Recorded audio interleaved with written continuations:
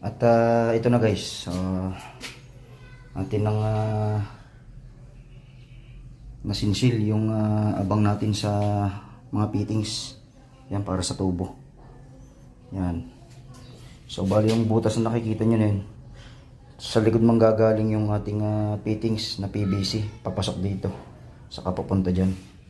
Tapos yun, lalagyan natin pataas doon sa laboratory, and then magkakaroon din tayong fittings doon para naman dito sa ating lababo, bowl. So ito, nilagyan na natin ng marking itong bowl. So bali pinutol natin ito, nagtira lamang tayo rito ng half inch para doon sa pinaka butas niya dito sa dito sa ilalim ng bowl. Dito natin siya ilalapat.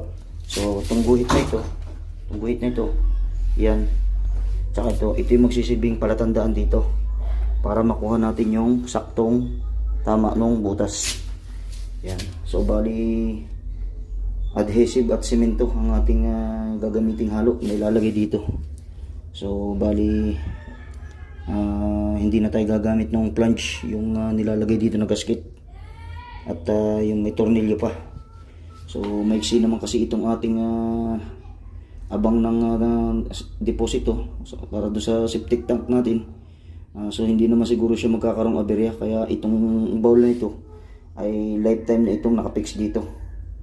At ako siguro kung may magkaroon pagkakataon na ipalipat ito ng may-ari, ay hindi natin matitiyak na hindi masisira itong ating bowl pagka ito'y ating sininsil. Dahil kasi ang gusto ng may-ari, semento na lang daw ang ilagay namin dito, huwag na yung plunge kasi medyo mahal din kasi yung plunge, at saka dadalawa naman sila ng kanyang asawa. Kaya okay na raw yan. Total old design naman yan, ibig sabihin ay ganyan talaga ang klase ng pagkakabit ng bowl nung araw pa. So bali kasi makabago na kasi ang kabit ng mga bowl ngayon. Yung pag nagkaroong aberya, pwede mo siyang alisin, pwede mo siyang ilipat, o kung magkaroon man ng aberya ay madali siyang matatanggal. So ayan, at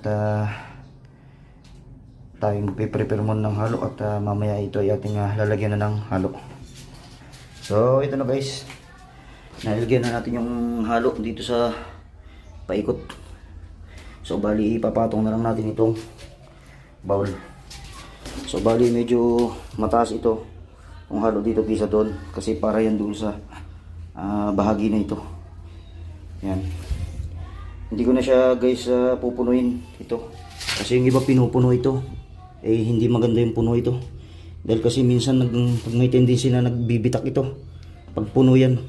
So bali ang gagawin lang natin, mababaw lang siya hanggang dito lang, tapos itong halo hanggang dito, para may posibilidad pa na pag ito'y atin sininsil, pagka nagkaroon pagkakataon na magpalit ng bowl o ipalipat ito ng may-ari, nagkaroon ng pagbabara, ay may posibilidad pa rin na matanggal natin siya, kasi hindi ganun karami nilagay natin na halo. Ang purpose lang naman ito guys, para wag siya masyadong tumagilid. Ayan, tsaka para medyo may tibay siya, hindi siya gagalaw. Ayan. So ito na guys, atin ang naipatong itong bowl dito sa halo na ating inilagay. So yan, kung makikita nyo, lumabas pa yung halo doon sa butas niya. At ganun din dito sa kabila. So ito ay nilevel na rin natin guys, kung makikita nyo, levelado siya.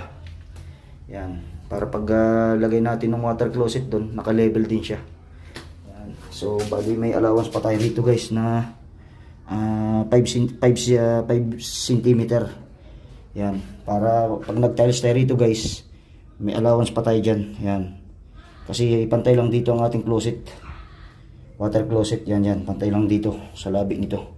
So meron pa tayong allowance na 5 cm para sa ating pagta-tiles, para hindi tayo mahirapang magdikit ng tiles dyan. Yan. So ganyan lang po guys, kasimple. So bali itong ginagawa kong installation ng bowl na ito, sinaunang style ito.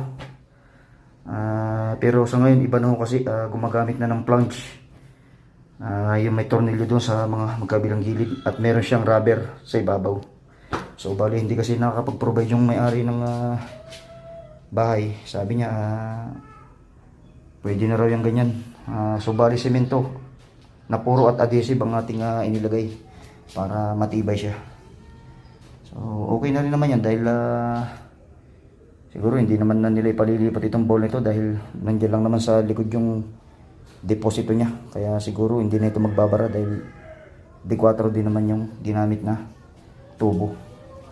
Siguro magbabara yan kung halimbawa ay mahaba yung tubo na papunta ron sa septic tank, kung mga 2 hanggang 3 metro, 4 na metro. Pero kasi guys, ito nandun lang kaya fix na talaga dyan yan. So yan lang muna guys, at update ko kayo pag atin nang nangyari. Alright.